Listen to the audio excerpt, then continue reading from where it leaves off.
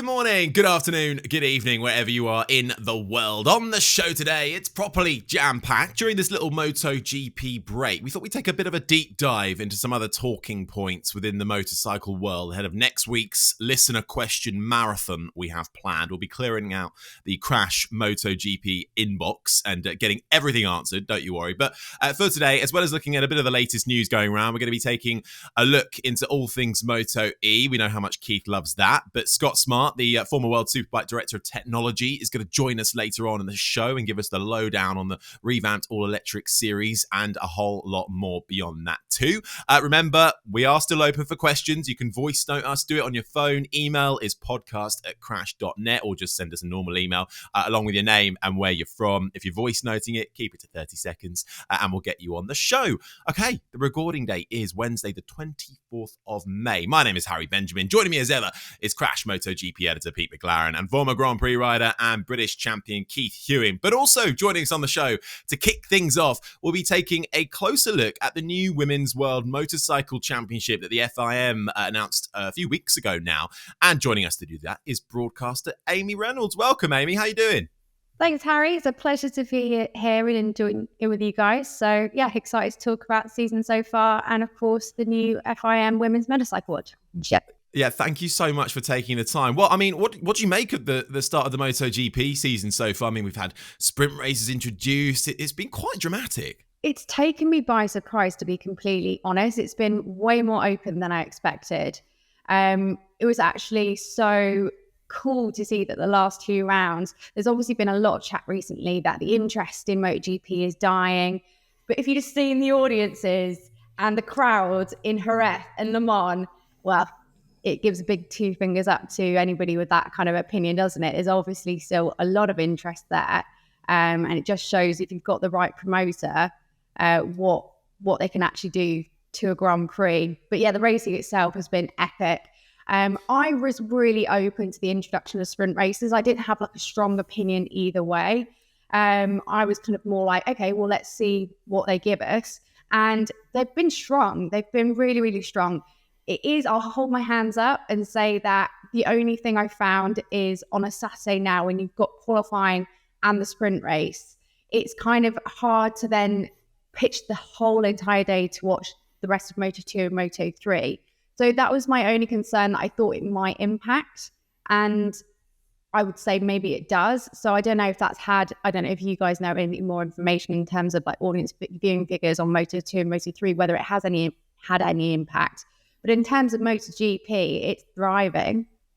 I think that it might be by design, Amy, to be honest with you. I think that in most other categories, in cars and the like, you've got Formula One, and then all the lower categories are considered to be the lower categories. In Grand Prix bikes, Moto3 and Moto2 almost take up as much time and as much prestige as the headline MotoGP. So maybe it's a sort of a hidden design by Dorna's marketing to just give that elite class that little bit more of a leap up and pull back Moto3 and Moto2 just a little bit. We'll see as it moves on, but I don't know how you think about that. It's a shame, really. I think anybody that tunes in every Sunday to watch the Moto3 races will know they are as crazy as you get when it comes to racing. Like, whoever wins on a Sunday on the Moto3 race, it's got to be pure luck, surely. But I would... Yeah, I mean, it's nice if you are a massive MotoGP fan that you can essentially follow a rider's career right from the start all the way up to MotoGP. So it would be a shame to have like such a knock-on effect. I mean, like, this is just my guess. This is just my personal opinion. Obviously, you guys know I'm watching a bit more from home these days. So I'm actually kind of like living life through the lens of a fan now. So this is just purely my kind of perception of a Saturday now. Is so busy. It is sometimes a little bit harder to watch that Moto2 and Moto3 FP3 session when you've got so much else to look forward to in the day. So I could be completely making this up. But in terms of MotoGP, though, MotoGP's been really, really, really good. And a few more like controversial storylines than I expected. I feel like Pecco is getting such a rough time at the moment. Well, did you hear what he said recently as well? The difference between factory and satellite bikes. He wants, there should be more of a disparity, really, because he's not happy that, well, anybody can win these days. Well, it goes back to the good old days, doesn't it? And they talk about the good old days all the time when there was like 10 seconds a lap difference between the factory boys and everybody else behind. I mean, nobody wants to go back to that. We've got what we wished for all those years ago now, and now you've got the world champ turning around and saying that he wants a bit more disparity between the satellite bikes and the factory bikes. Pecco, I think he kind of let that one out almost by mistake, didn't he? I mean, I think that, it's all very well having these thoughts, but it's a bit like the social media trend. You just never say what you're really thinking until you've thought it through to the nth degree, because the second it's out in the open like it is, once it picks up a bit of a viral following, you're slayed. And you're right, Amy. I think the same about Pecco. I think he's having a hard time on several fronts at the minute. He needs to kind of concentrate on what he's really, really good at and let the social media side of it get done by some PR somewhere to try and take the pressure off him a little bit in that regard. I think he said something that he obviously believes in, and it might be handy, and maybe it would be better. We've talked many times about Moto3 and Moto2 being too close now, which are causing massive accidents when they're all so close. There's another argument for the bigger disparity between the bikes will give us slightly more spread out racing, which will make it slightly safer. Do we want that? No, not a chance. His comments were getting taken out of context then. Well, they could be. And we're talking second language again here, aren't we? I mean, there's things that and Pecco does have a habit of occasionally firing from the hip. Careful, Keith. He'll be on the phone again to you. Well, no, that's only if you write the headline. If you write, because earlier on in the podcast at one stage we were talking about the situation he had in Ibiza where he crashed the car and he'd had a drink over the odds, and I said, well, he's going to feel like a bloody idiot, or worse to that effect. And of course, to get people interested in our podcast, interested in whatever we're saying, you pick the line out of it. Pecco's an idiot. And the next thing we know, he's on the bloody phone. It means he listens, though. We got a listener. Why are you being disrespectful to me? I've never been disrespectful to you, da-di-da-di-da, which is absolutely right. And I said, have you watched the podcast? Have you listened to the podcast? No. And that's basically what happens with these, headlines, clickbait headlines that we get in social media. I mean, it is a bloody minefield. It's almost to the point now where if you were a superstar, you'd want to stay away from it, wouldn't you, really, and just let the PRs get on with it? Or not. Maybe you wouldn't. Or not. Go on, Pete. No, I think you're exactly right there about the context, isn't it? I think Pecco does feel that because the clip was put out, wasn't it, by the official MotoGP website, but the question wasn't included. The question they really threw him under the bus, didn't they? Yeah, the question was about all of these early race incidents, and that was the context of his answer. And I think there's also a little bit of, let's say, it's unclear exactly what he said. Keith again mentioning the translation thing. Now I've sort of, no one wants to go on record, but some people are saying he didn't say I would like. He said something that was a bit not quite as clear as that. It was more like it would require, or maybe it's necessary for safety reasons, or it would be safer if there was a bigger gap. So it's not exactly, I'm afraid I'm in no position with my Italian to tell you exactly what words were said. But yeah, as Amy quite rightly points out, it is this issue of what exactly has he said here? What's the context? And I think he is feeling a little bit hard done by. So let's see. Maybe I think he said, doesn't he? He's just going to stick to talking about his riding in future. So that'd be a shame. Let's hope that he does still give his opinions. But yeah, certainly a storm we weren't expecting after Le Mans with that one, wasn't it? Absolutely. I reckon Keith should be in charge of Pecco's PR. I reckon he'd do a good job. He'd say it as it is. We'll get Pecco on the regular just to clarify anything he said on the podcast. Happy days. All good. You up for that, Keith? You know me. As I've got older, it's funny. Somebody said to me years and years and years and years ago, because you're all youngsters compared with me, when you get old enough or wealthy enough, you don't have to give us flying what you say, because basically no one can affect you if you're confident in your life and you don't have to rely on other people to pay you. Then you can say whatever you like. Casey Stoner started that fairly early in his career of verbals, which is. I mean, I have huge respect for somebody who's going to back up what they're thinking. I just think that I just think Pecco's. I think Pete's hit the nail on the head. Like how many times have we seen that translation just slightly emphasised in the wrong way? The nuance in languages is important. I speak Essex. That's it. Nothing else. I wait for everyone else to interpret whatever there is out there. And I go back to what Amy said in the first place. I feel for Pecco at the moment. I mean, he's under a lot of pressure. If it wasn't for the sprint races, he wouldn't even be anywhere near in this championship at the moment. I mean, he's had an absolute disaster so far. Plenty of time to recover. I'm sure he will. But the last thing he really needs is a load of nick. Doesn't matter how strong you are either. I mean, getting back to what you just said about me being a PR, when someone takes a swipe at me on social media, you feel it. Everybody does. You look at it and you see it and you think, are they right? You question straight away. Have you said something that you probably shouldn't done out of step? Now with me, because I've got the memory of a goldfish, it goes by so quickly and I've just forgotten it. Mm-hmm. So it kind of doesn't have any real effect. But it does affect. All these riders are being interfered with mentally with things that they shouldn't even have to be worried about. It's concentrating on your job is the bit that where they should be all of the time. But getting involved in a social media bun fight, and us lot, as soon as somebody says something that might be slightly controversial, we're all over it. I mean, of course we are. Yeah. That's the job. Yeah, we are. Well, they did throw Pecco a little bit under the bus there, but as we say, it's happened before. Things can be lost in translation, and I'm sure he relishes the racing opportunity. Now, we wanted to talk about this for a couple of weeks, actually, when it was announced. So we thought we'd use this gap in the calendar to have a little bit of a talk about stuff outside of the MotoGP racing. And the FIM announced, a few weeks ago now, the new Women's World Championship was to be launched for 2024, the first all-female circuit racing series at World Championship level in motorcycle racing history. Pete, maybe we'll come to you first on this. So what exactly is this? What have they said in the press conference? How is it going to work? Yeah, as you say, Harry, the Spanish MotoGP weekend was when this press conference came out. It was all announced. And it's I think it's going to be part of the World Superbike series, or under the umbrella of the World Superbike series. 6 rounds, I think 12 races, supersport type machines, all single make machines. The big difference here, I suppose, between this and perhaps another form of championship is it's not a ladder. It's not seen as being a way to get, let's say, female racers into the Grand Prix classes. This is kind of the destination. I think that was the actual word that was used. So the idea is that professional female racers will make a living in this championship and claim a world championship title. And I think they gave the examples it exists in motocross trials and enduro. But until now, it's all been, it's a change of tact, really, isn't it? Until now, we've been looking at trying to get more females into, let's say, Grand Prix classes. This is something as an alternative to that. I suppose that's the key difference there. And that's, I suppose, where the controversy is for a lot of people. I mean, Amy, you and I both worked in four-wheeled sports as well. I know you worked with the W Series, the former all women racing championship.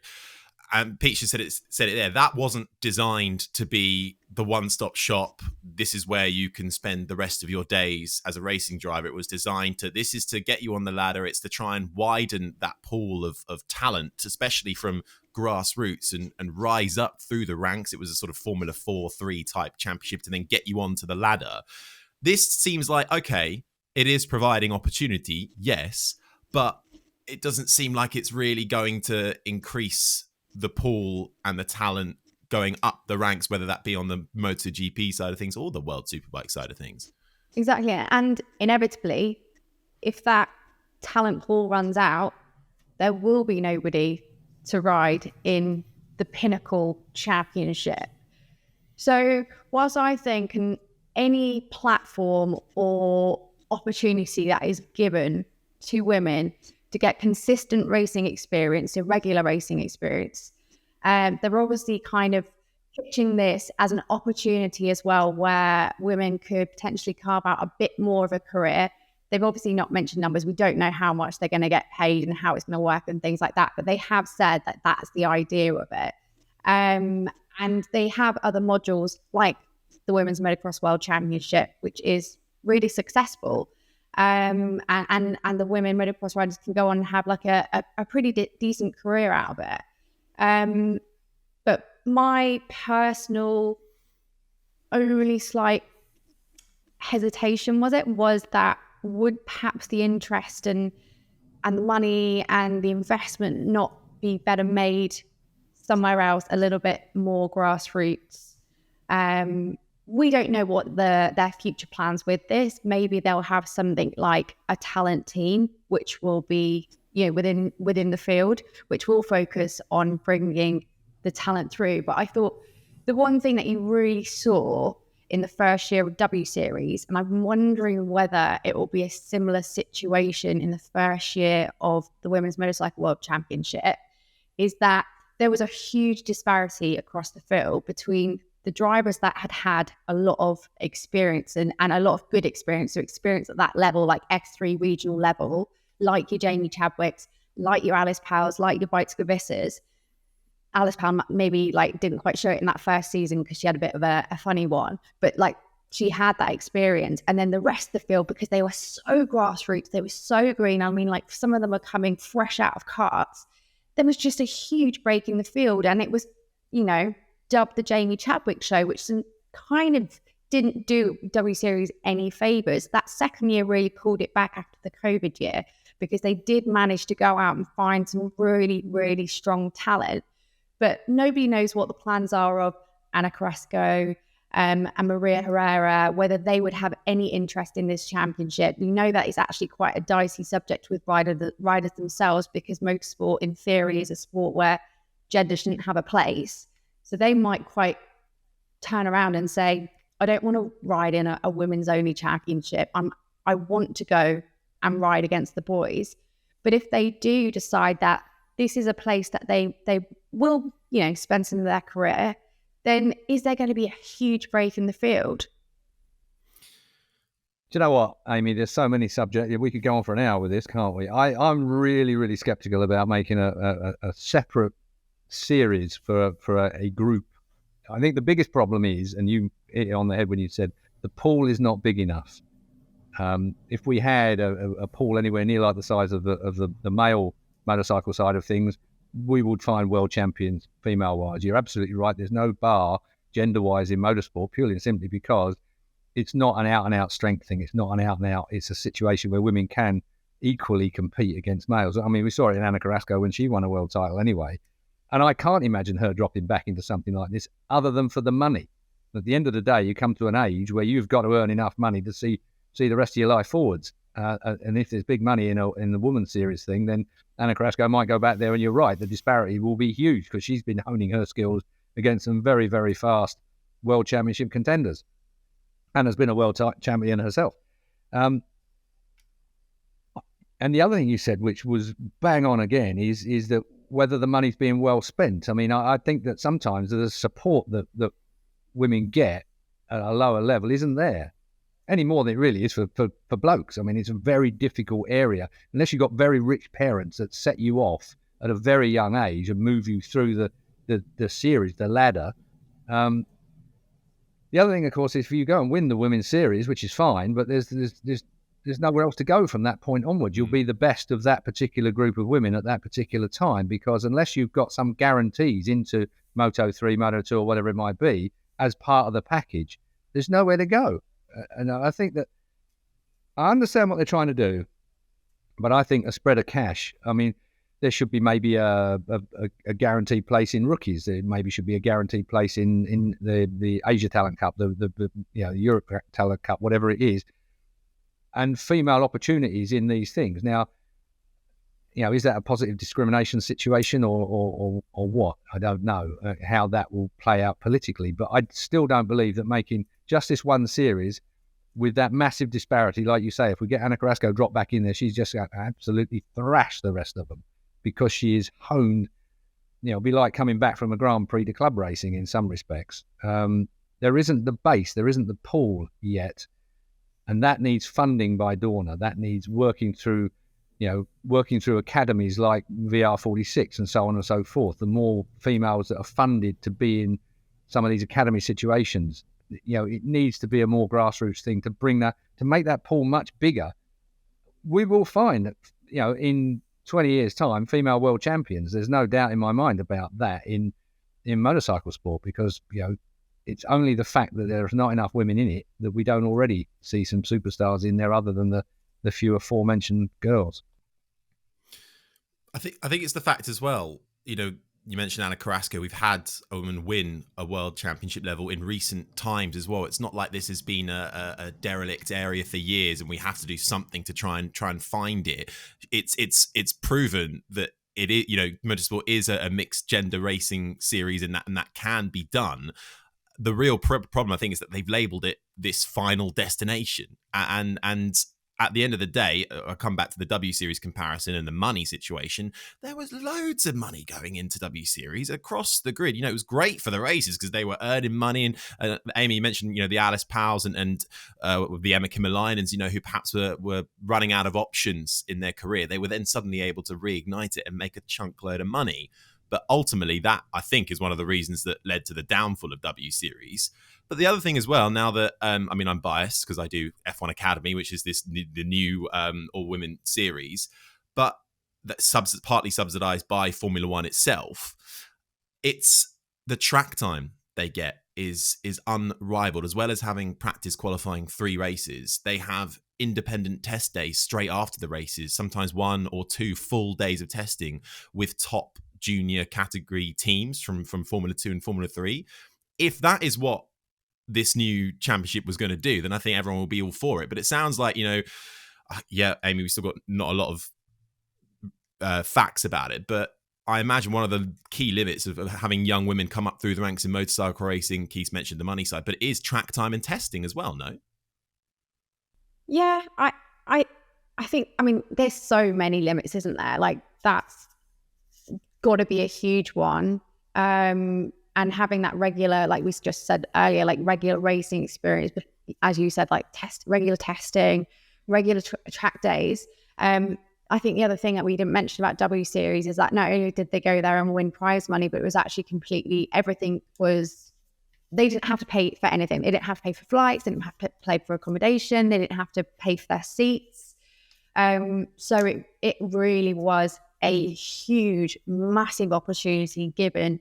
You had to obviously show your talent because they had those big, massive talent searches and things like that, where the field were chosen. It'd be interesting to understand how they're going to choose the riders for this women's World Championship, because who will be, will it be a governing body, or somebody put into a position like I'm just plucking this out of my head, but like an Alberto Pucci who goes in and say, right, they're talented enough, they're in, or is it going to be a case of the teams choose their own riders? Because then again, that limits options of young hopefuls coming through, because you then instantly know that teams will go for the riders which are already associated with big sponsors. They're going to get the most amount of traction. So unless it's essentially decided by somebody who says, okay, right, we need to put one team as a talent team, so to bring future talent up, and then we can have the big names in that are going to bring people in to watch. I think that's definitely going to be quite a deciding factor on how it all works. We've kind of seen it before, Amy, haven't we, with British Talent Cup over here in the UK. British Talent Cup, there, Shuhei Nakamoto, who was head of HRC for a long time. I remember seeing Shuhei wandering around the paddock, and the big boss from Honda. He was part of it. But I remember going to Silverstone when they were doing the tests to see who was going to be in the British Talent Cup. They ran out of talent. There wasn't enough youngsters in this country to sustain the British Talent Cup back in the day, when Dorna and BT Sport were supposed to be coming together with it, and in the end BT Sport decided they weren't going to fund it, and Dorna ended up having to fund it themselves. Anna Carrasco's dad is a mechanic. Anna Carrasco's mum works for the health service. She's a nurse, I think she is. She's come up, they've got no money. We're not talking about a wealthy family here that have funded. Anna Carrasco has had to work to get to where she is like a bloke. Like I remember club racing when I started racing all those years ago. You scratted around in your normal job, just about enough money to put tyres on a bike. Your mum and dad might have helped out a bit here and there. She's come up the absolute standard, normal, hard way to become a world champion. That kind of commitment, I'm going to get slated for this. You just do not see that kind of grit and determination nowadays in youngsters. I'm talking about that is gender free, in any of it. It's like it's being driven by something else, not just the grit and determination that the like of Anna Carrasco had to put herself in that position. So I think that the determination to achieve. That's why I think the funding should be spread out in a broader way. I think that there should be, FHO Fei Ho is doing a great job here in the UK, promoting places for women. She's spending her money, giving the opportunity for girls to be involved in a professional outfit around the likes of Hickman and co, who are pro racers. I think that's the other thing is seeing firsthand what it takes to achieve that. In isolation, I think that you've got a bubble almost that is not going to help you as much as being in the thick of it with the likes of a team like FHO, perhaps as an example. Oh, sorry, Pete. I thought you were about to say something there. Your mouth moved. It was his brain. It was his brain. Rebreathing. No, I mean, I think it does come. I think when we went to this announcement, we expected it to be a ladder system, like a Rookies Cup, like a something else, and we could all see how that would be useful. And so that was the big surprise, and it was really emphasised that no, this is a destination thing. This is not a route to another championship. This is it, and that's the bit that I think we're all sort of waiting to see how that's going to work, really. Let me ask Amy something directly. This is really touching a nerve, Amy, and I'm sorry to go there unannounced. We hear still that there is an amount of misogyny and an amount of glass ceiling, there's whatever analogy or whatever comment you want to make on it. There is still that feeling around the paddock that women are not able to make it to elevated positions, perhaps in a MotoGP paddock. Can I ask, have you ever felt that? Have you ever felt that it's more difficult as a woman to achieve what you would want to achieve as a career woman in a MotoGP paddock? Keith, I think in my early career, I would have said no and wouldn't have felt that disparity. I remember a colleague of mine once saying to me when it was my first year, and it was an ex-colleague. He said, I'm here to do like the more serious technical pieces, and you're here for the fluffier features. And I just remember thinking, you absolute dick. I'll show stand you. for you. I'll show you. But I knew we went on to have a really good relationship and things like that. And so I definitely, but at the time, it definitely left like a little bit of a chip on my shoulder. And I was thinking, fluffy pieces, there's nothing fluffy about me. In hindsight, I was a little bit more like Candy Flocks back in the day. So I can kind of like semi-understand, but like not really. But then not, I wouldn't have had, other than that example, I wouldn't have really, really strong examples to give. Perhaps, towards the back end of my career and more recently, people are perhaps aware of the reasons why I'm not going to be at the races this year. I'm hoping to maybe do a couple, is because I had a baby in 2021 and it just didn't seem to be that flexibility there for me to only do a kind of half or part season like there had been in my first year back. So from that aspect, whilst it's not strictly kind of categorized as misogyny, it wasn't easy for me as a female who at some point in her life is going to have a baby to return to work. So in that aspect, then yeah, there are still limitations and barriers, because I do feel like we should be championing as a sport women in all areas of their lives, whether it's right at the start of the ladder, whilst also, why do we only have one woman in per TV team or two? Like, shouldn't it be a 50-50 split? So yeah, I think there's definitely still elements that can be improved there are elements that are improving. I've always made it really kind of open that, to me, it's not so much about there's not enough women working in the paddock. There's loads of women working in the paddock. I think what the difference is, there's not the split of women working in all the various roles. That's where you see a difference in gender. You know, we do need more women in management roles. There do need to be more women in technical roles. But then that again goes back to grassroots, and as a championship and as a series, they should be promoting young girls like we see with, you know, it was called Dare to Be Different. Harry, help me out. It's not. Yeah. That was Susie Wolves. Oh, Girls on Track, FIA, Girls on Track. Yeah. You know, we should be promoting similarly in motorcycle sports, girls taking part in more STEM subjects, so they can go on and study engineering and things like that. So that's where I would stand on gender inequality in the paddock, if that helps.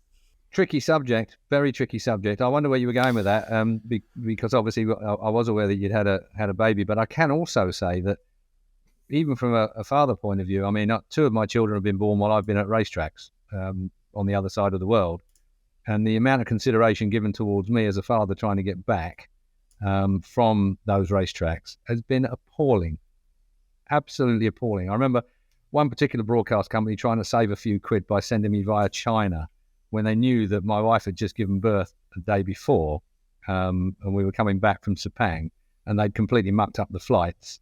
So they were trying to send us the cheap route instead of a direct route home, even though knowing that I'd got a spanking new baby. I'm not trying to claim anything here at all, because obviously we have the easy part of it. We do not give birth, Amy. So forgive me I'm not trying to line myself up with your particular situation, but it is amazing how there is a lack of consideration to the family side of things. And what I'm getting at, with 42 Grand Prix now in total and the amount of workload that there is, will that, you know, it's all very well being a career woman. If you're not looking to have a family at some stage, it might only benefit the very young. But if you're somebody in your 30s and you get into a situation where you would like to have children, you know, suddenly it's a bar in the career, isn't it? If there's not a proper process in place for looking after that side of family life within our sport. Yeah, I think you both say it really well there. There's a few comments that we've had come in as well, just on the FIM Women's Championship. Ed asking the question that we asked, you know, what's the reason, as women and men can compete together already, can't they? But there's still a lot of positivity for it. Brendan saying, great idea. Sure, they'll love it and perform well. Tucker thinks it's brilliant. Bex, Women's World Championship, absolutely, yes, please. Chris says it's a good idea. So there's clearly some good support for it, which is great to see. So hopefully, you know, we get more information as this year goes by. It's supposed to start next year in 2024. So we'll see exactly how it unfolds, taking place over 6 rounds in Europe as part of the World Superbike support bill. So I'm sure we'll be discussing more about this as it unfolds. Amy, thank you so much for taking the time to join us. We absolutely want to get you back on the show as well, and after one of the races, we'll get you back on more regularly if you're up for it. I won't succumb you to Keith all the time if you're not ready for that. I know it's a hard work doing that. I love Amy. But Amy, thank you so much. And what are your socials? So I know you're on TikTok and all this kind of stuff, so people can give you a follow. Put me on the spot. I think mostly it's Amy Reynolds TV. Cool. Search that and you'll find it. Brilliant. Amy, thank you so much for taking the time. Really appreciate it.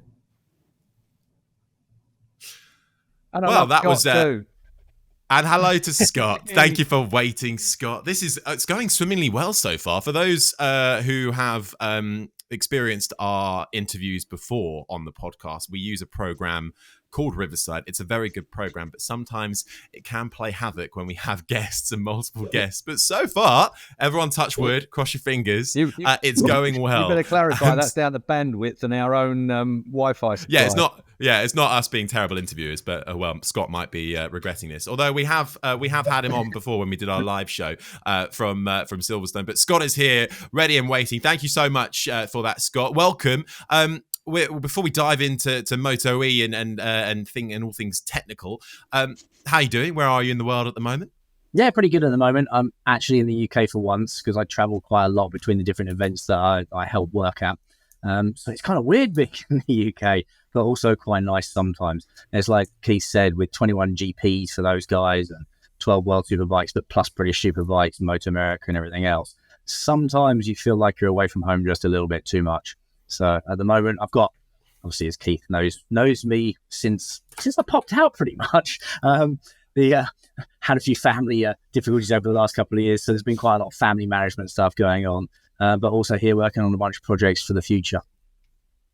Well, it's great to have you join us, so thank you very much. We want to talk MotoE to start off with, because MotoE is still one of our most listened to podcasts. We did a whole thing about it last year. Keith's openly not a fan, and to be honest, a lot of the comments that we've had in about MotoE, it seems like not a lot of people watch it, but we thought it was a good time to talk about it because they kicked off in Le Mans. It's the 5th season of MotoE. It's now officially a world championship. Ducati, the sole manufacturer now, first year for them. I mean, Scott, you're winning everything. Yeah, well, I mean, but I'm sure Keith is desperate to come in here. But before he does, I just, what are your thoughts on MotoE? How do you view it within the landscape of motorcycle racing at the moment? I enjoy the technology. So the tech that's involved in them is quite interesting. Obviously, the bikes are not an open price development. They're built to a cost. So a lot of parts on them are road production parts, which also shows you how interesting that is. But the flip side, it's interesting to see, for example, Triumph building an electric bike that's not for the street. So it's an interesting sort of set of developments where the battery power just isn't enough for high distance, high range. So it's still not particularly applicable to the road just yet in the form of a motorcycle. On the other hand, I always take rental cars that are electric because you can arrive in the paddock and charge them with somebody else's electric normally. But there's some more time to go before we're anywhere close to that. Do you want me to join in? I thought you were chomping at the bit, Keith. Well, it's not that. I mean, I think the concept of electric as a vehicle is fine. I mean, pollution within towns, cities, and so on and so forth has to be dealt with. There's no doubt about that. My slight problem with it, Scotty, and you being a technical man will know much better than me, my rather basic Essex kind of way of thinking is that we don't have really the instigation to death of these motor vehicles of any kind, whether it be a car or a bike, in that you got to dig the stuff out of a hole, some fantastic mineral somewhere, you got to dump it at the end of it. I never seem to think that there's enough consideration given to the lifespan of and the true cost environmentally and physically and financially as would be. I think it seems like everyone's focused on just that bit in the middle, the fact the electric bike, the electric car, which is as an idea, a concept, and as an environmental situation seems to be quite good. But when you go for the wider stuff, where does all this material come from? Where does all this material get dumped? How much of this material is being shipped around the world to manufacturing plants to make it? It seems to me that there's a bloody great big black hole in accountability there somewhere.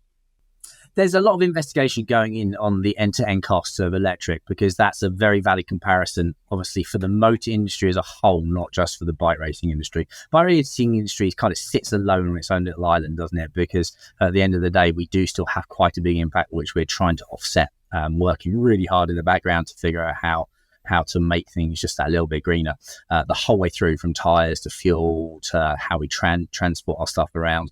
So we are looking at that. The true cost, the true impact. You see various reports that to produce a Tesla battery, the amount of energy and the amount of stuff you have to dig up has the same kind of the net emissions as 50 or 60,000 miles in the car. So, but there's no really kind of validated tests and report on that. So it's very difficult. But we're very quickly moving towards a world where we're going to have synthetic fuels. And synthetic fuels, nothing new. They were being made in Germany in the 40s and 50s because they needed much higher quality fuel than was available at the time.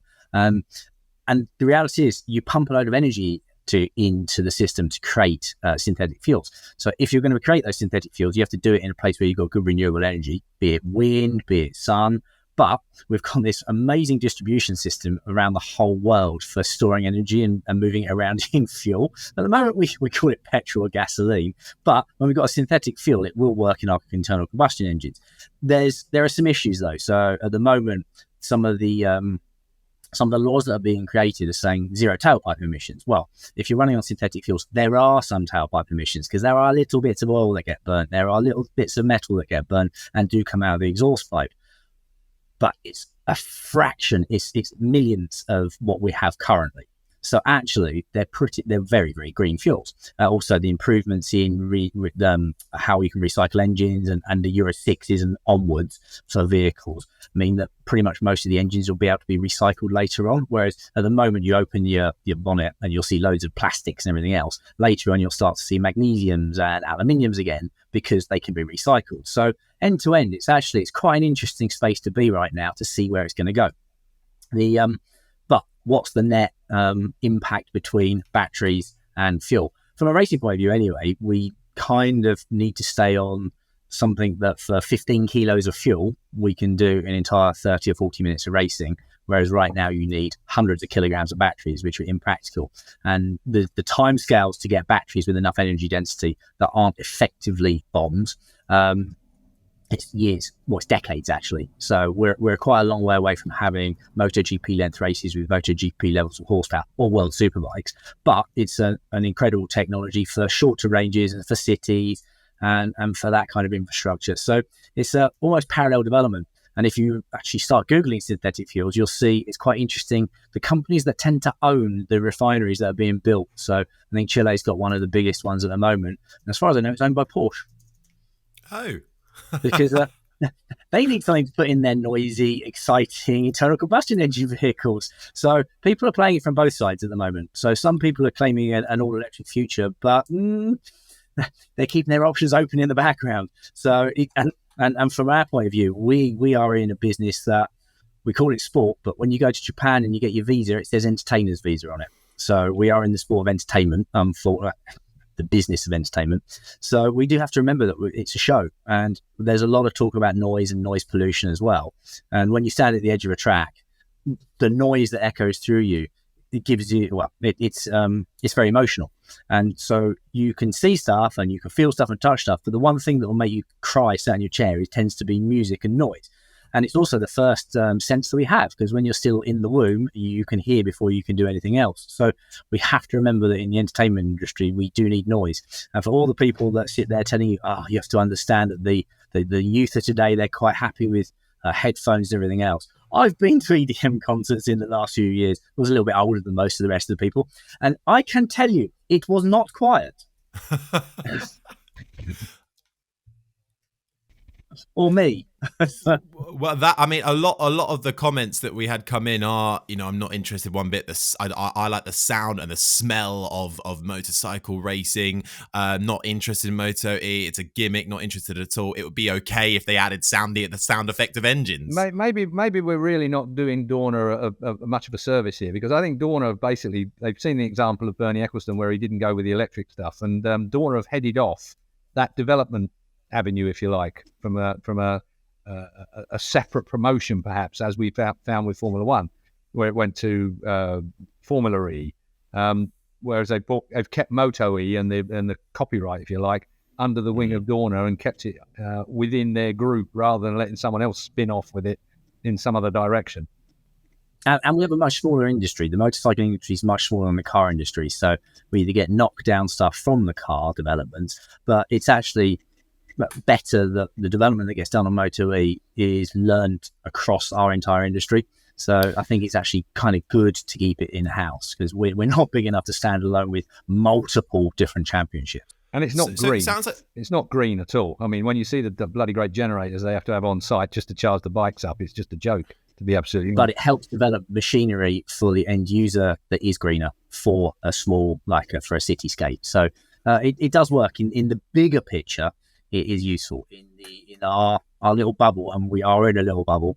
Then yes, it's not particularly green on that level, but what it's helping to produce and promote is greener. So there is a trickle down effect though to the end user, the road user, because it's not exactly like you're seeing electric bikes left, right, and centre on the roads, is it? Whereas, I suppose Formula E could say that, well, yeah, there are more and more electric cars on the road. We are literally developing efficiency for the road car. There are a lot more electric scooters though. So, but not from scooter size, but as in the scooters that we see that are unlicensed and kids are on, but through to like moped size, like the equivalent of 50cc 2-stroke, 125 4-stroke. There are now a lot of those. Yeah, so actually, they pile them up in Northampton and set fire to them. Or throw them in the river. However, you watch MotoE, you kind of think, I wonder what they're like to ride. I should have a go on one at some point, kind of thing. I remember Colin Edwards, when he first rode one of the Energica bikes when they first came out. He rode it around Circuit of the Americas, and it was hilarious listening to his onboard. We couldn't put half of it out because he couldn't turn it, he couldn't stop it. It went quite good in a straight line, actually. They pick up really, really well. But they're so unbelievably heavy. I remember Öhlins they sold them because I don't think they serviced the bikes at all, Öhlins. They provided the suspension at one point, and they had to have the biggest spring they had in stock to just cope with the weight of the things because they were so heavy. I think the Ducatis are quite a lot nicer from that perspective, but they're very, very... The problem is, isn't it, Scott, that they just don't last long enough for racing. 6 or 7 laps is not enough, in my view. No, exactly. Although I'm not entirely sure right now, a lot of people want to watch 45 minutes of them. So actually maybe 6 or 7 laps is just enough for racing right now. I'm speaking from myself here, do not represent anybody else. No, representing me. Well, I mean, Richard says MotoE is some great racing. I really enjoy watching it this season. They'd really benefit from an extra practice session because the Ducati bike is brand new, but I'm really looking forward to how they all get on with the new bike over the course of the season. The lap times, as we saw in Le Mans, have already dropped massively. So they are much pacier and quicker around the track. They're going to be going to Silverstone as well this year for the first time, longest track on the calendar for them. But of course, with the length of Silverstone means much less laps that they'll be able to do. So there's that issue then that comes from it. Scott, I mean, you mentioned we talk about synthetic fuels, and I want to talk about hydrogen as well, because Shane has asked a great question. And perhaps you might have already headed it off, but I'm going to ask it anyway. With the recent announcement by the Japanese manufacturers teaming up for hydrogen power, would this not make MotoE a little bit nervous? If the big makers of motorcycles aren't going down the all-electric route, surely that puts MotoE in a little bit of jeopardy. It certainly does, but like I said, these decisions were made 5 or 6 years ago. Well, actually, in the case of MotoE, like 7 or 8 years ago. And we aren't clear of the picture going forward right now, here in 2023. So imagine how it was 8 years ago. So we're talking 2015 at that point, where, wow, is it going to go electric? What's going to happen to the future? There really weren't much in the way of talks about hydrogen or synthetic fuels at that point. Synthetic fuels, like I said, is nothing magic and new, but we didn't know the direction. So it was important that you investigate all opportunities. And it's produced us 5 or 6 years of amazing racing. It's going to continue to do so. So, yeah, it's not dead yet. So what the future holds, we don't know. And that applies massively in superbikes as well right now. So we have a lot of 1,000cc sports bikes producing over 200 horsepower. But these are kind of end of line for a lot of the manufacturers at the moment. There'll be small tweaks and updates. But because the manufacturers also don't know what's going to happen in the future, and also don't know how big the marketplace is for 200 plus horsepower bikes, the production rate and the development rates massively slowed down. So we are in a pretty pivotal point in motorsport right now, but it's particularly bikes, as to what the future holds. Do you think that's why Suzuki jumped? Suzuki have their own issues. I think it's well publicized. They had certain issues, particularly financially in other areas, and consolidated into their car market because it's still quite a small company, and they produce an insanely huge number of small cars in certain markets that we just simply don't see. So the big picture of Suzuki is a little bit different to what we see. And again, we're in a bubble. Motorsport and bikes in general are actually quite tiny in the grand scheme of things. And it's such a shame because with such a small race department and a very small group of engineers, they did something incredible. So it's such a shame. And their superbike as well. The last released bike, I think it was 2015, really, really good. It went to Motor America, won the championship there, it's won World Endurance Championships, but then ceased development. So they didn't invest any more money in that bike. And particularly at that point, the sales figures for the Lita sports bikes was pretty small, so they couldn't justify the return on that investment. So it's a shame that we've lost Suzuki. But somewhere, hopefully, they're keeping the staff on that have all that knowledge embedded. I suppose the point of my question really underlyingly was the fact that maybe they're looking at developing electric or something else, and so they pulled all their resources back in to move forward in future. Will we see, do you think, more of that from other factories? I'm thinking Yamaha at the moment, who are struggling a bit in MotoGP, perhaps. Yes, and if you look at what they do in Asia, for example, the range of bikes that we see in Europe is not the range of bikes they're produced. There are some manufacturers producing multiple millions of units per year, and the majority of them are smaller. So they're looking at different marketplaces, because when you produce, some of the bigger Chinese and Indian manufacturers are producing 5 and 6 million machines a year. Which is, the scale of those companies is so vast in comparison to the scale of the effectively boutiques that we're looking at. So we look at the smaller MVs and people like that as on the motors as small boutique manufacturers, but actually the Kawasaki's are almost a boutique manufacturer in comparison to some of the bigger Indian and Chinese manufacturers. So it's small, and it's very hard to invest the amount of money you need to develop batteries, etc. So I don't think any of the motorcycle manufacturers, possibly with the exception of somebody like Honda, would be big enough to be developing some of that stuff directly themselves. A lot of that's being developed by kind of the OEM manufacturers. So in the background, people like Bosch are working with battery suppliers and inverter suppliers. So people will be becoming assemblers of other parts, but they still need to produce and understand it. Let me ask you one more question, if I may, boys, if I can just get in there with this one. Europe's leapfrogged the Japanese in MotoGP and Grand Prix terms at the moment. Japanese are probably going to be fighting back at some stage in the future. Will we see this technology? Maybe Europe is going down, although we're doing absolutely fantastic at the minute in MotoGP level, and we're leading the world as it is at the moment. Are we going to see the Japanese leapfrog us, Europe, collectively, in the future, because they're loading their gun for the future, perhaps, at this moment in time? Possibly, but again, like I said, I don't think that we know the direction. I think the Japanese a few years ago decided the direction was going to be electric.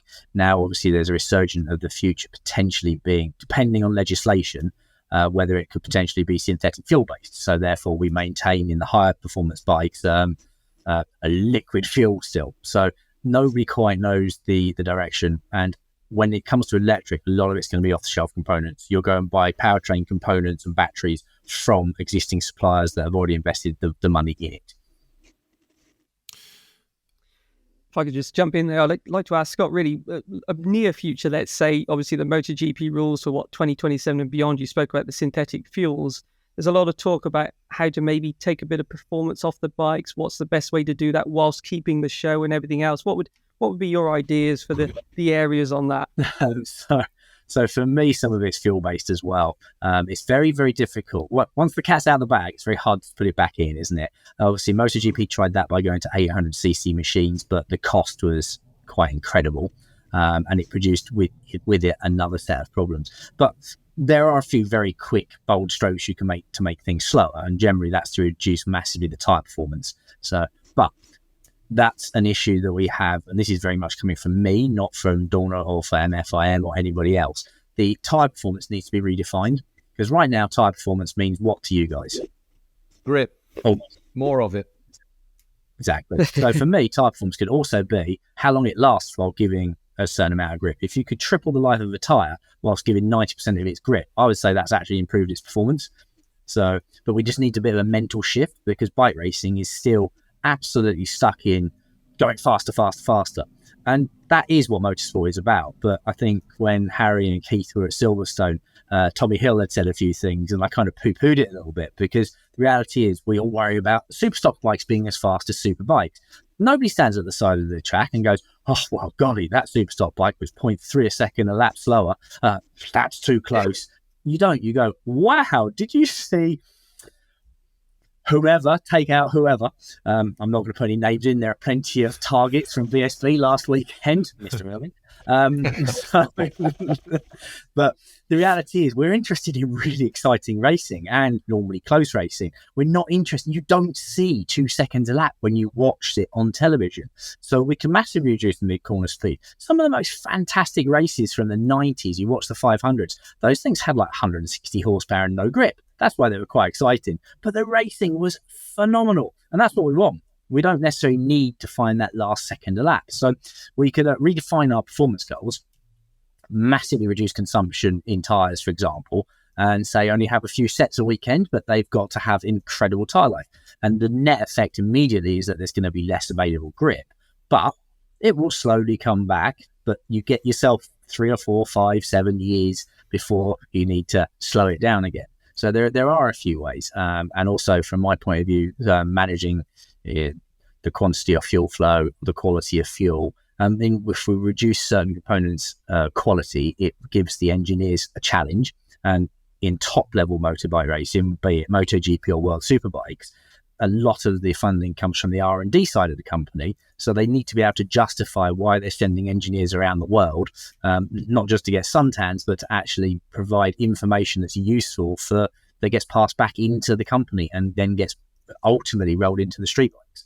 So it's so there are a couple of ways of slowing it down, but the politics at the moment are quite difficult, and making moves particularly quickly is getting harder than ever. And no one likes change.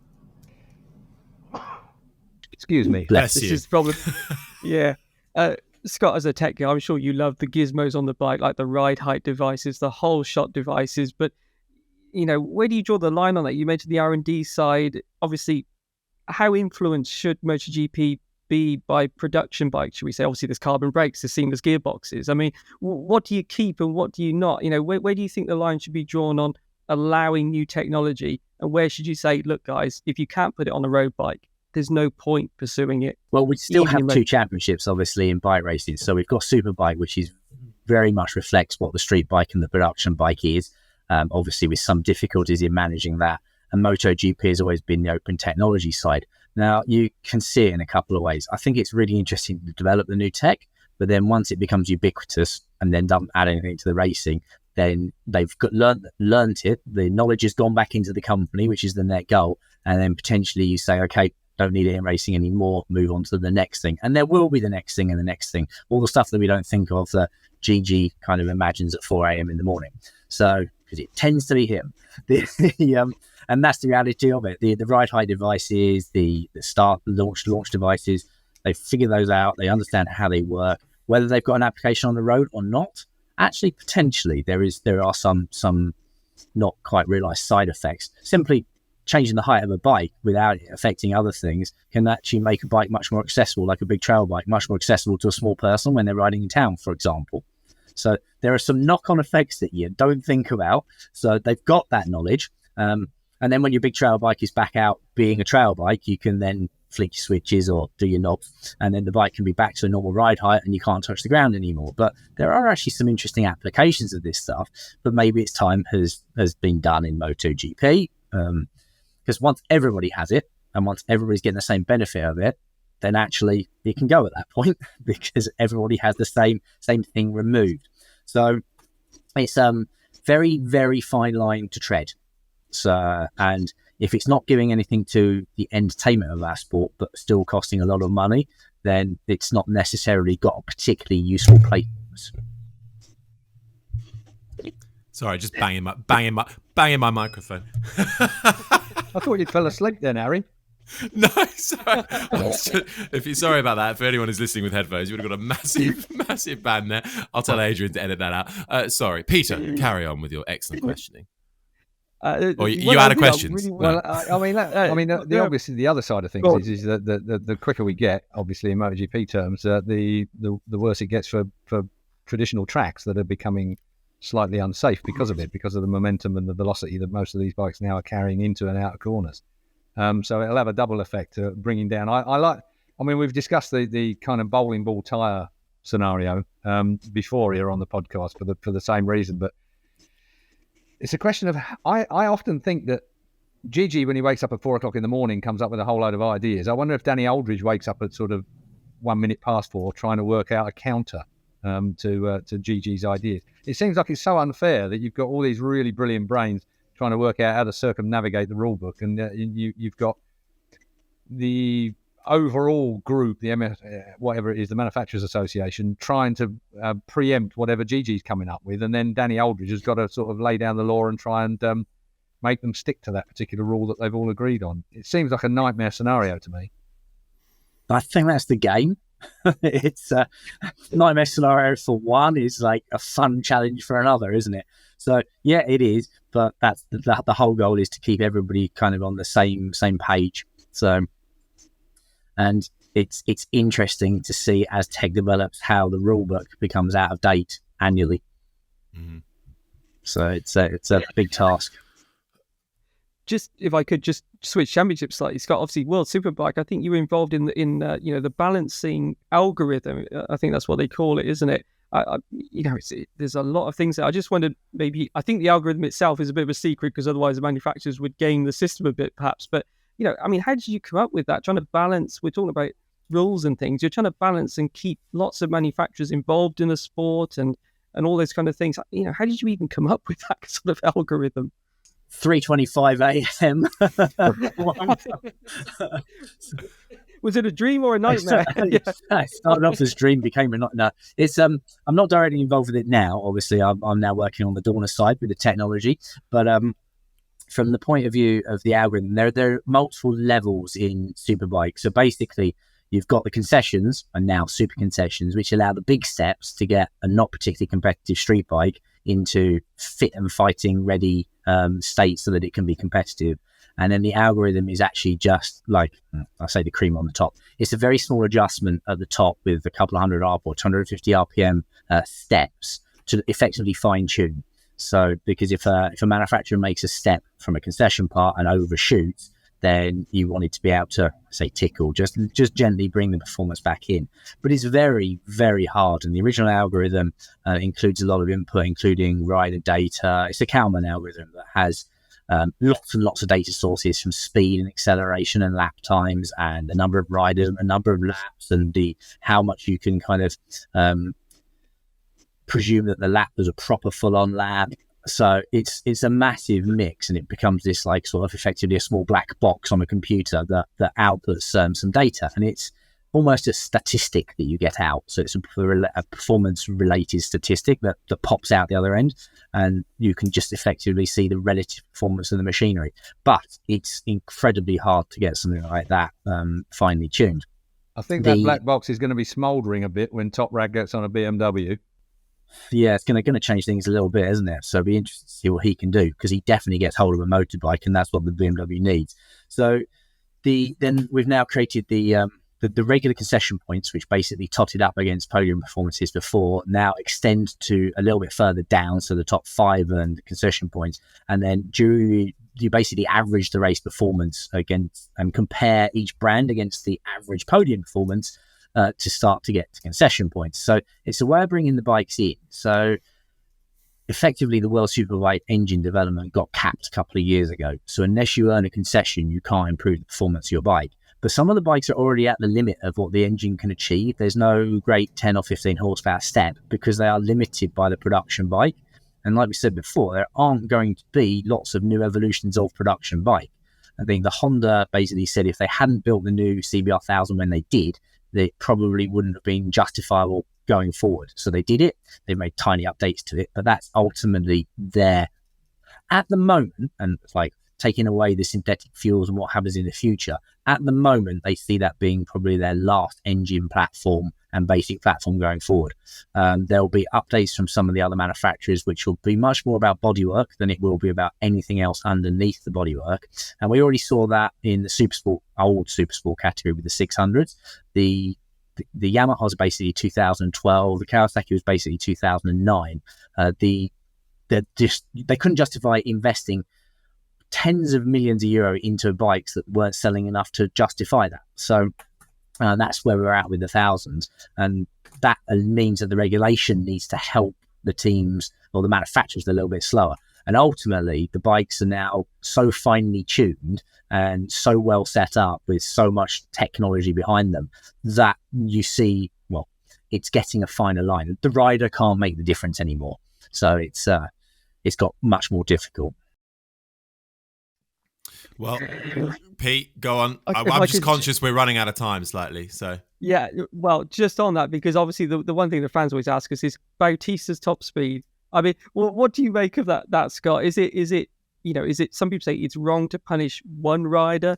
Other people say, well, look, he's so much quicker than the others. There must be something that's wrong. I mean, it's obviously a difficult one. You got Petrucci and guys like that who've just lost some revs, I think, haven't they? Going, well, hang on a minute, we were struggling as it was. Well, obviously, there's certain manufacturers didn't want a combined weight, so it was blocked. Now, you can position the combined weight. Before we start, Bautista, phenomenal rider. There are 2 or 3 other riders on the grid, arguably as good, if not better, on their day. So we have at least 3 guys that are all incredible. And when you stand at the side of the racetrack or watch them in detail, phenomenal. They're actually on the limit the whole time. So you get one group saying, well, it's not fair to penalise somebody for their body. That guy's lighter, so why should you handicap that guy?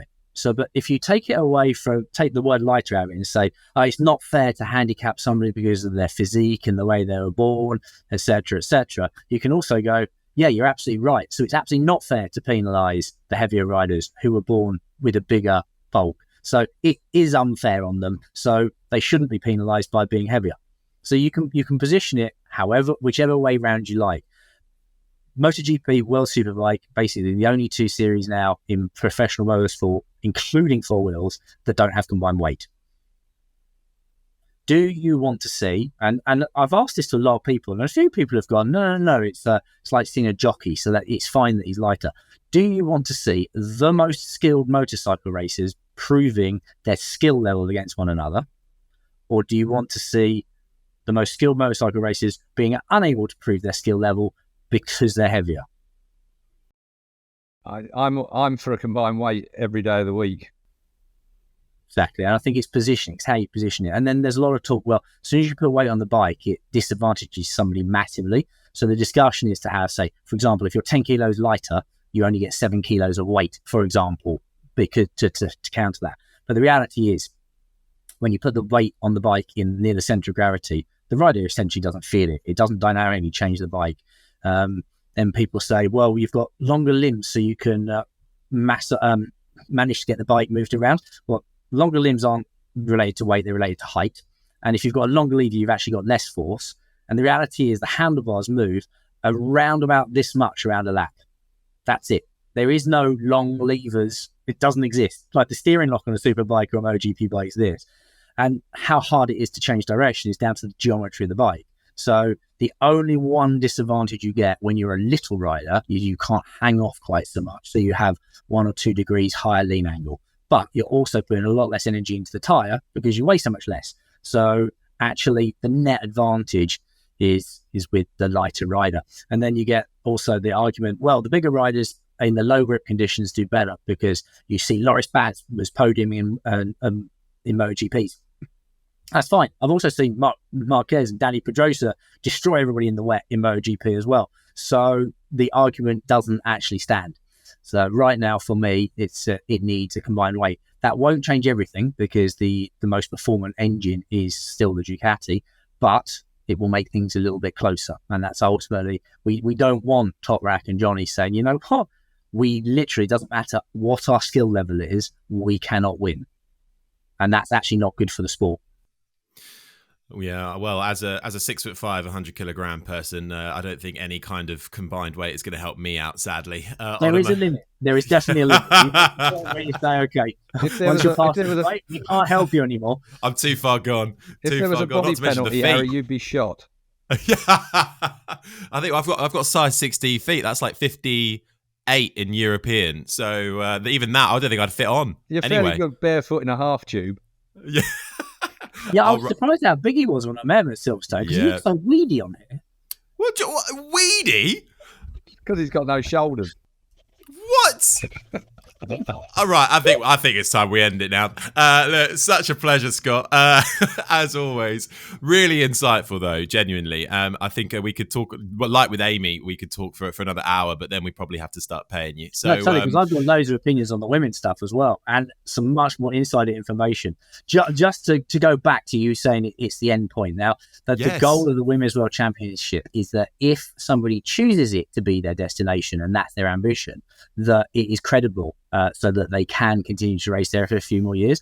But it is also a stepping off or a starting point to go into the other categories. And it's really important that the bikes are not a replacement for, say, a WSS 300 with 50 horsepower. These bikes are going to be more performant, so that it is actually a challenge to ride the bike and to make the races. So therefore, the competitors can prove their level and hopefully use it as a stepping stone into open class racing, as opposed to the women's races. But should they choose to stay there, there's nothing that it's not like staying in 125's Moto3 or World Supersport 300 forever. So it's to try and give it enough credibility that people can stay there without criticism. Okay, I mean, that actually sounds slightly better. I mean, they didn't convey that very well. It's the difference between explaining it from somebody that speaks native Spanish or Italian versus... Well, yes, that's also... So it's true. It's really important that the championship has credibility, but also potentially isn't on the same machinery as everybody else is racing. So it'll have its own machinery, so that it doesn't draw the most direct of comparisons. So it's definitely somewhere where we need the women to push each other until their skill level comes up, and then they can jump off. And we've seen women world championships. There are some amazing women racing in America right now. So there are some super highly skilled women out there, and it'd be great to get them all in one place. Also, the other thing, though, this kind of championship needs good broadcasting, because it needs eyes on. It can't just be on the YouTube or whatever. It needs to be tied up with a mainstream broadcaster, right? That's down to you guys. Well, I mean, look at MotoE. You know, it's not on BT in the UK anymore, is it? They got rid of it. It's very much down to the broadcaster side, that, and as Keith already said, 42 MotoGP races, 36 World Superbike races. There are a lot of races to cover, so it's very hard to get the moment in the limelight. However, the eyes of the paddock are also on these people, so you will see the people that made the decisions about who get the rides in the other classes will be watching. So that is also an important aspect. So having it at a World Championship race is a little bit more powerful than having it, because at the moment there's an Italian Championship women's race, and it's really good. It's great. It's very competitive, but they're not naturally going to get pulled out of that into a World Supersport type team. Then they're going to get pulled into an Italian Championship team. So by putting it as a display, putting them on display in front of team managers at a World Championship does actually give them a much bigger opportunity, whether it's on television or not. Okay, really, that's fascinating. Thank you, Scott, for that. Really interesting. We'll let you go because we've used up far too much of your time. Thank you so much for coming onto the podcast and taking us. We're going to have to get you back on. We will. You know, it's a regret. I've got your email now, so you were going to regret that. And Keith can always manipulate me into anything. Like I said, having known him for over 40 years, he has plenty of dirt. But likewise, Keith. Keith's got dirt on a lot of people. Look, Scott, thank you so much. Good luck for the rest of the season. I'm sure we'll catch up with you at some point soon. But thank you very much for coming onto the podcast. Thank you, gentlemen. Pleasure. See you later. Ciao. Oh well, that was really fascinating, actually. I feel bad now. We should have brought Scott in earlier with Amy, but it's one of those situations with, as I said to you before we came on here, with Scotty, it doesn't matter what the subject is, you are going to get an in-depth conversation with him about. He's one of those guys that's very, very knowledgeable, smart by nature, and I think sometimes he gets a bad rap because he's not shy when it comes to letting you know that he knows. And I think, some people are intimidated by his intelligence. I think Scott's, he's bang on it generally. I don't necessarily agree with him, and this is cheating really because he ain't there to fight back. But I don't necessarily agree with him when it comes to the bigger rider, smaller rider thing. I think that sometimes there are advantages in being a smaller rider in some respects, if there's no weight limits, that is. And there are advantages in being a bigger rider in the way that you can move around the bike, the way that you can push your weight back over the back wheel of the bike, and so on and so forth. The thing about a bike in comparison with a car is it's a platform that you can make work for you. depending on where you put yourself as a person. Whereas in a car, obviously racing, you're strapped in, you're the central ballast, if you like, and your limbs are doing the bits and pieces. But with a motorbike, you can move all over it and make it work for you in a unique kind of way, which is why we're so praiseworthy of KTM at the moment, because they've made a motorbike that works so well across such a range of different size and different styles of riders. Danny Pedrosa at one end of the scale, Jack Miller at the other, maybe. But we digress. Where do you want to go, Eric? Where do I want to go? Well, I'll tell you what. We brought up in that Top Rack, didn't we? Signing to BMW, and that all but puts pay to any kind of Yamaha MotoGP deal, then, doesn't it? There's two or three things here, isn't there? I mean, Keenan Sofuoglu is his manager. Keenan's a hard man when it comes to doing a managerial job. He was a hard man on the track, actually. But where's Yamaha going? I think this underlines all the things we've been saying in the last few weeks regarding Yamaha. Yamaha just do not seem to be able to hang on to the people they need to hang on to, or are not showing the people that they want to hang on to where their future is in MotoGP. Now, add to that the fact that Top Rack didn't really get on that wonderfully in that test recently, would have disappointed Yamaha, would have disappointed him. Add that to the fact that there doesn't seem to be much of a future at the moment at Yamaha in MotoGP terms. So therefore, he's looked for a new challenge. Now, a lot of press is saying bad move. He's topping his bank balance up. He's going for the cash. BMW are just looking for another, something to bolster their efforts. But I think timing is everything in engineering. And I just have that feeling that BMW are just at that point now where this kind of motivation through signing another top-line rider like Top Rack is going to make the difference. You've suddenly seen, Josh Brooks. Josh Brooks couldn't do anything on the PBM Ducati. Came to FHO in Great Britain, and suddenly he's a leading light rider again. The BMW is not that far away, and you've got to reckon, we're spending the kind of cash that BMW are spending, they're surely not going to cock it up for much longer. I mean, it has been a problem in the past with their way of thinking has not really brought them to the fore as quick as they should have come. But that is not a small company. That is not a place that's lacking in engineering skills. So I just think that Top Rack motivates them. It will be motivation for him on a brand new bike. He's sort of run out of momentum a bit with the Yamaha. It's going to be really interesting, and it's going to blow the bloody Scott Smart algorithm out of the water, because Top Rack on a BMW is going to be something a little bit special, I think. Shame that MotoGP are not going to get him, and I think that's it. For me, Top Rack's now going to be another Johnny Ray situation. He'll be in World Superbike for as long as he wants to be. I don't think there'll be the opportunities there for him. BMW are not going to be going to MotoGP. That you can be pretty much sure of. So I think that Top Rack has basically signed his future into World Superbike now. I think you're exactly right there, Keith, is because he could have, if he'd have gone to, say, a Ducati or a Honda, you'd say, oh, well, there's a route into MotoGP. But as you say, there's no BMW interest in MotoGP. So this is Top Rack really nailing his future in Superbike. And I think the people that say, oh, it's about the money and things like that, Top Rack would have earned more in MotoGP. I'm pretty confident. But for less time, though, Pete, I think that's the issue here. I think he's happy in World Superbike, in that environment. He just seems to be right for that environment. I think the intensity of MotoGP, politically, public relations-wise and the like, it seems to be in conflict with his personality. And I think that's, and he could go on for almost as long as he wants to in World Superbike, barring injury. Whereas MotoGP, I think your life, suddenly you've got a yellow label stuck to your forehead, haven't you? You're almost out of date before you know it. Your sell-by date comes up That's earlier. it, yeah. I mean, the point I'm making is he hasn't just chased the money, as some people are saying it, because the money would have been in MotoGP, yeah. You hear even from sort of helmet suppliers, leather suppliers, there's just more money if you ride in MotoGP, whether you're even at a satellite team. So this isn't just about money, let's say. This is about Top Rack doing, as you say, Keith, what he wants to do for his future, what he enjoys, and definitely a big challenge, isn't it? There's been a lot of names have gone to BMW. Everything looks there, doesn't it? If you went down a tick list of what you need to win the World Superbike Championship, everything's there for BMW, but it hasn't happened yet. So, it's a chance for Top Rack to make a little bit of history, isn't there? If he can do a bit of a slap in the face. I mean, Scotty could have won a world title in Moto2 just a few years ago. He's been, top liner MotoGP man, Moto3 man, and the like. Go back in the day. I mean, it's a shame for Scott Redding. If he gets the push, will they hang on to Mickey van der Mark? It's interesting to see where everybody's going to go and how that dynamic has now opened up with World Superbikes, and who's going to be shifting what seat to where.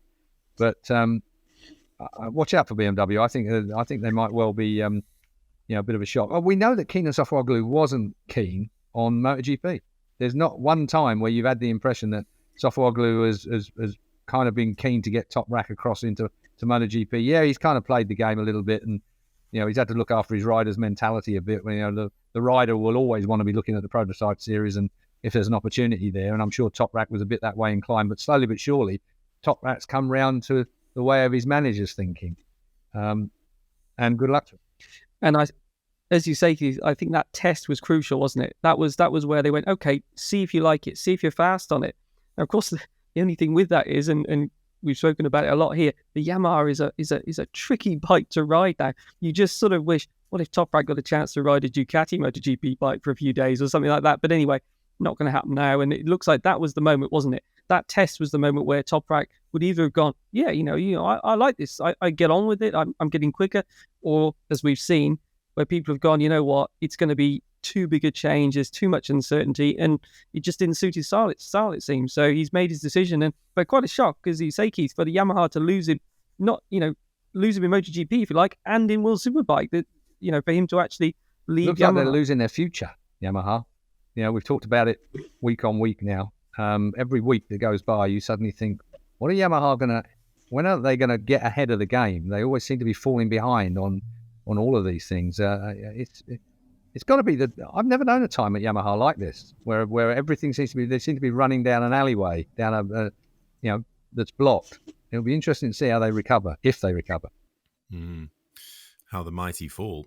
But we don't want that. We always say, be careful what you wish for. We've said that quite a lot in the last few episodes, but with the increasing competitiveness of MotoGP in particular as well, and Yamaha suffering as well from within that team.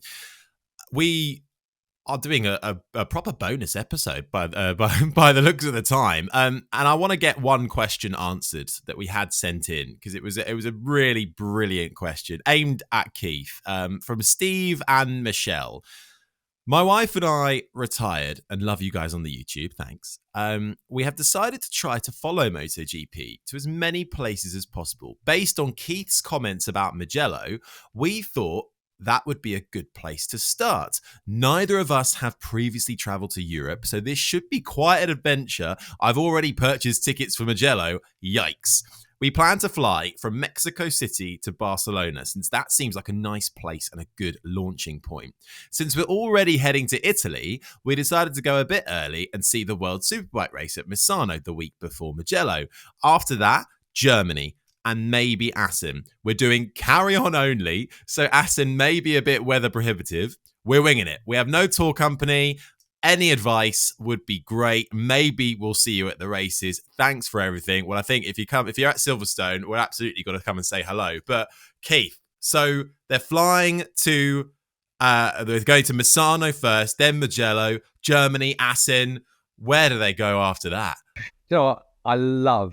I absolutely love this. This is the best that we've ever had come in, because to take your time, the time of life, they might be retired at 35. We don't know really what the age is. Doing very well, yeah. But the fact of the matter is that to take this on in this way is it's my dream. Even though we've traveled the world and done all the tracks and all the rest of it, I've never done it like this couple are doing it. It is an absolute adventure. Fantastic. So, let's start off with Barcelona. They're coming into Barcelona. Great city. Of course, you've got the tourist areas, Las Ramblas and all the rest of it. You'll do all of that, I'm sure. But taking the beach, you can walk for like 6 kilometers each way. Beautiful promenades, restaurants all along the beach. You don't have to be right on the beach in Barcelona. Get just outside of walk from Barcelona, from the beach at Barcelona, and walk. You can walk for miles. Hire a bike. You can hire a push bike or something like that. Do the promenade in bit. See if there's a nudist beach down there, if that all suits you as well.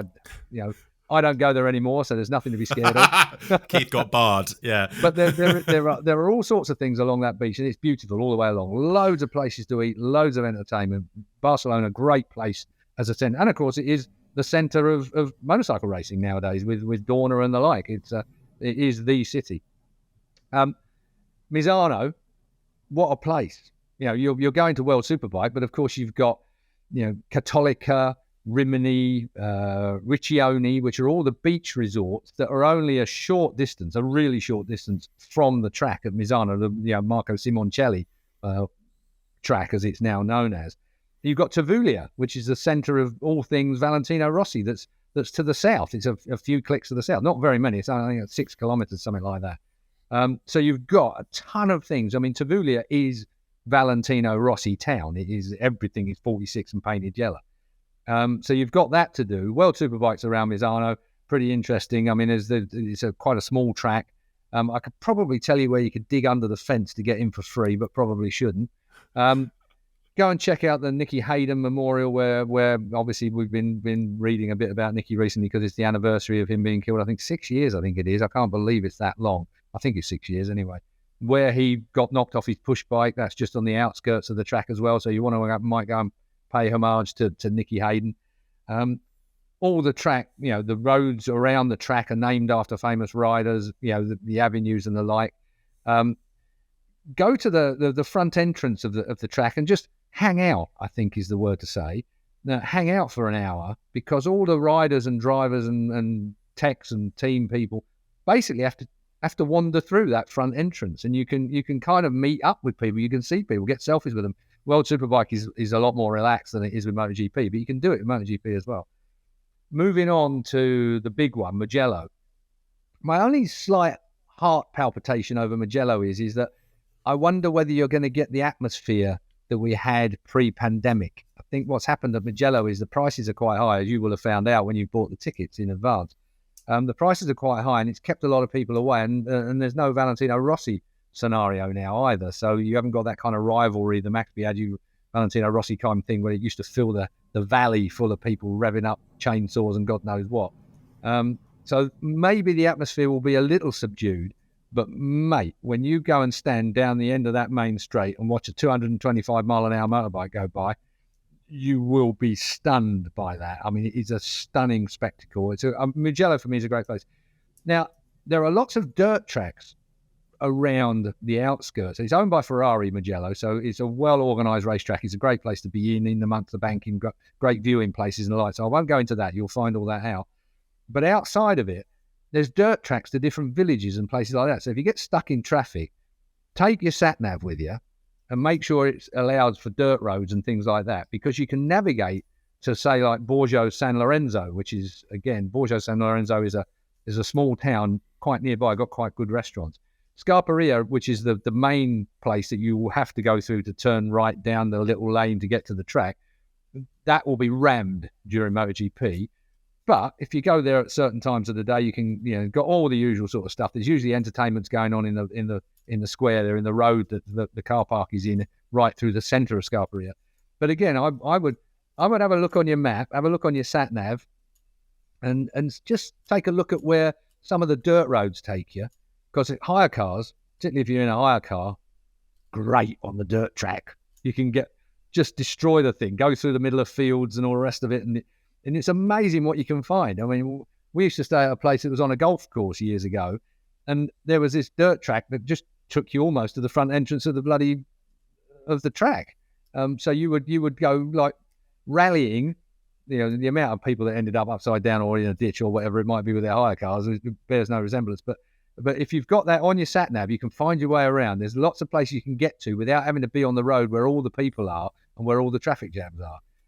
Have to say, if you are in a car, the Italians don't do motorway toll booths very well, and they're taking the last few quid out of everything they can, and so the bloody things are backed up to Timbuktu, which is a real pain.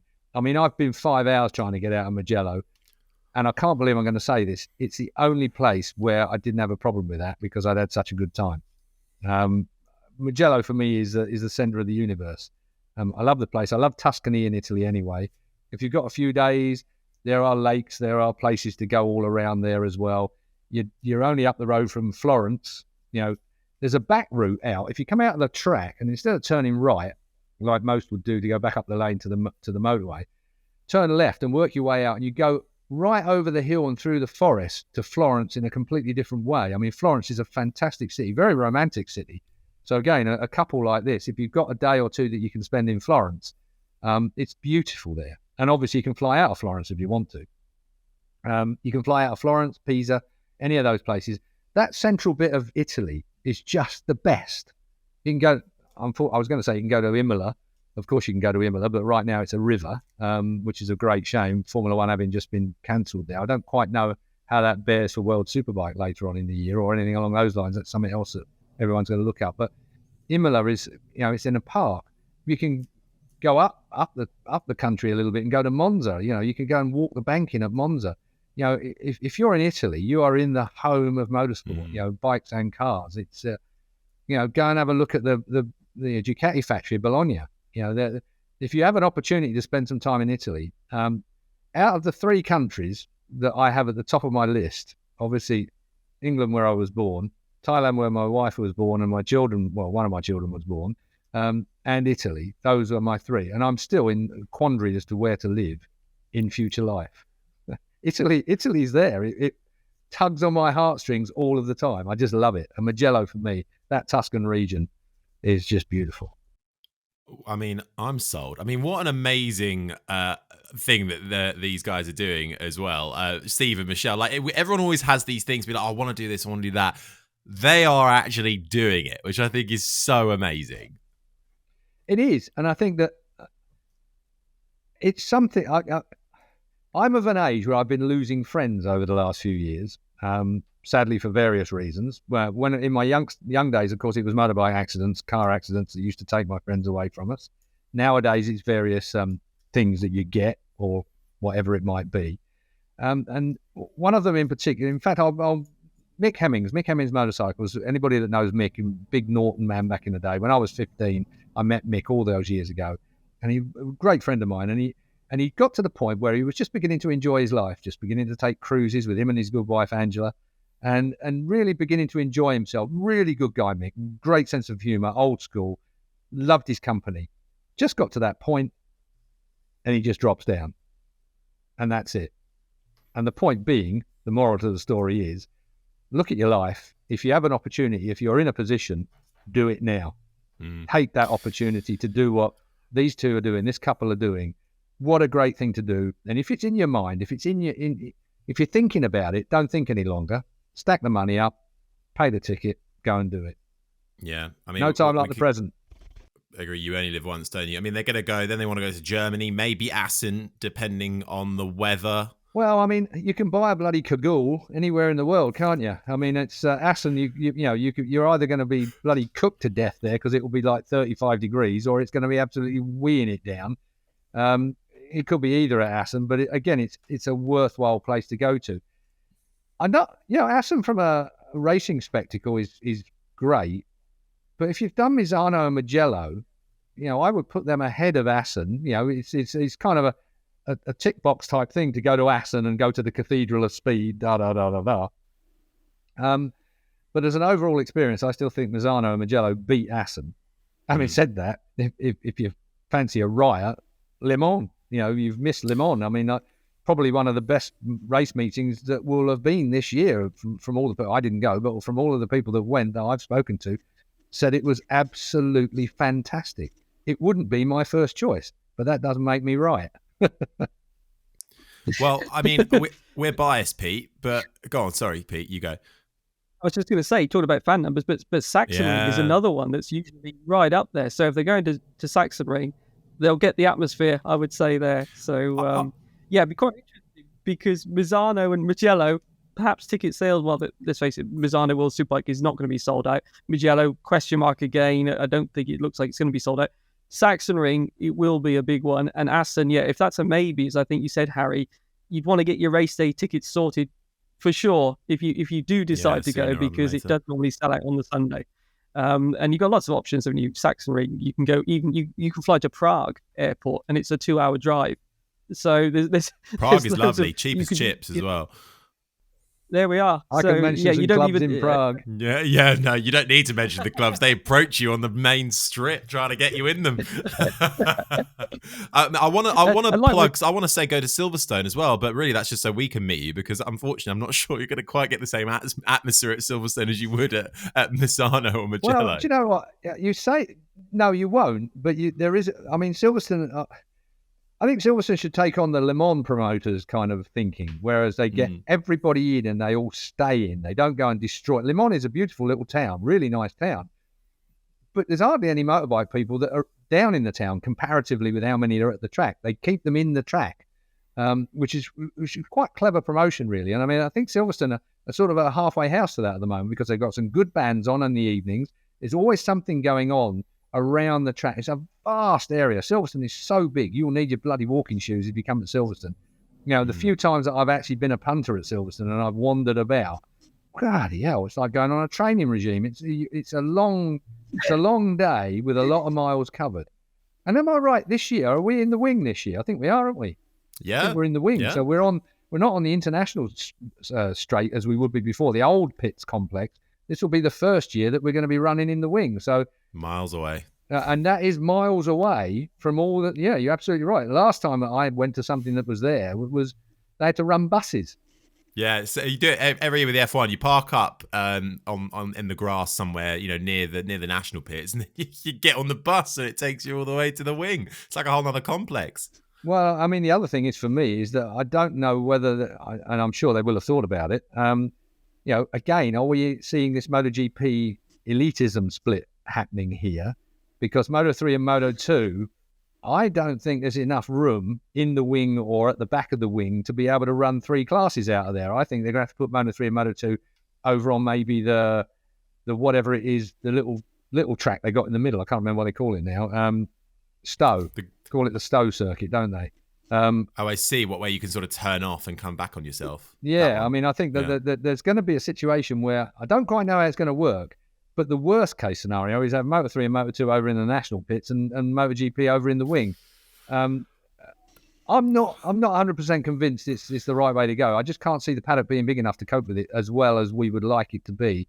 I hope it's not one of them bloody cluster whatsits. You know, I hope it all works out real well and the like. But there you go. Silverstone, the promotion is working quite well. They're working very hard over there. But you're right, Mugello and Misano, atmosphere-wise, will kick it. Well, if you're in Silverstone, we'll all have a drink, and I'd say we Harry's buy. paying. But yeah, well, I was gonna suggest that, but they're retiring, so it's fine. But look, Steve and Michelle, keep us up to date with your tour. We'd love to get some updates as you go. You emailed the podcast email, so keep them coming, and we'd love to track your progress. Want to see photographs? Yeah, send us some photographs, send us a video or something, or a little voice note. We'd love to track your progress as you go. And yeah, if you get through Mugello, Germany, Acid, and need some more, we'll just come back. And I'm sure Keith, you say you don't have a tour company, you do. It's Keith Ewan. He's your tour company.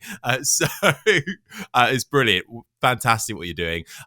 Look, we've done an hour and a half, over an hour and a half. So I think we'll call it there. But next week, we're going to go through our email inbox, answer all of your questions. We're going to talk more about what's going on in MotoGP as well, because then it's the one more week after that until we're back racing, isn't it?